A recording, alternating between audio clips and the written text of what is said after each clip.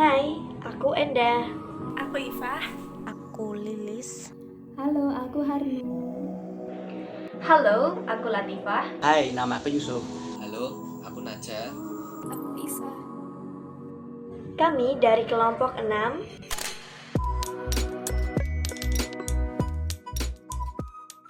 Di zaman sekarang, internet menjadi salah satu bagian penting, bahkan bisa dibilang menjadi salah satu kebutuhan primer dalam kehidupan manusia.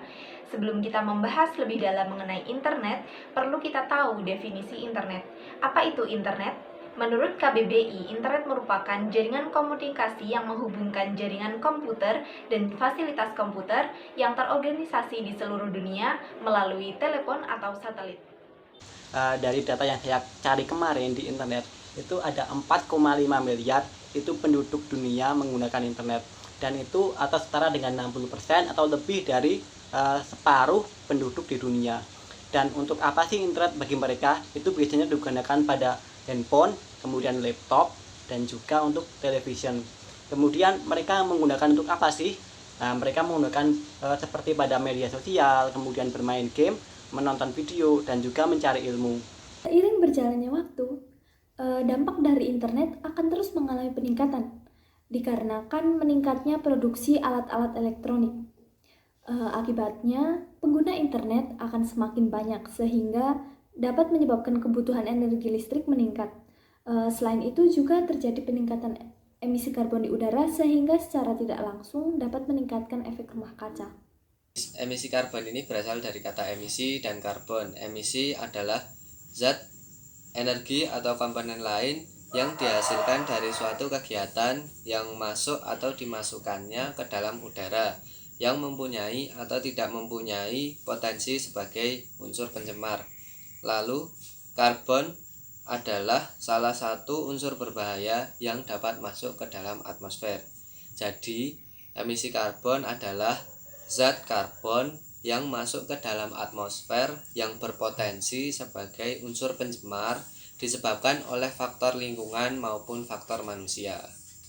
Sebuah badan riset global yang dilansir Guardian menunjukkan bahwa berselancar di dunia maya dalam setahun membutuhkan listrik sebesar 365 kW dan menghasilkan karbon dioksida yang setara dengan yang dihasilkan mobil tatkala berpergian sejauh 1.400 km. Laporan lain juga menjelaskan bahwa pencarian di Google selama setahun dapat menyebabkan 269 gram karbon dioksida lepas ke udara. Secara menyeluruh, dunia IT menyumbang 2% total emisi gas rumah kaca karena konsumsi listrik yang sangat besar. Emisi karbon dapat terjadi pada penggunaan internet.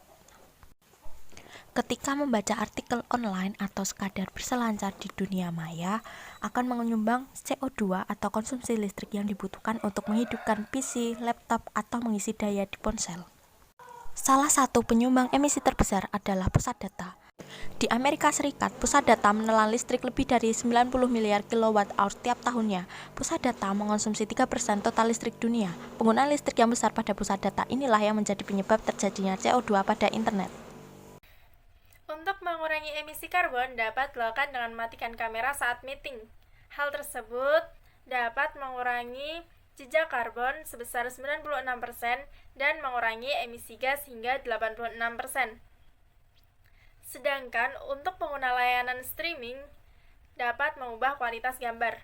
Apabila 70 pengguna mengubah kualitas gambar dari HD ke SD, dapat mengurangi 2,5 juta ton emisi karbon per bulannya. Sedangkan aktivitas lain yang dapat dilakukan yaitu dengan mengurangi waktu bermain sosial media maupun bermain games.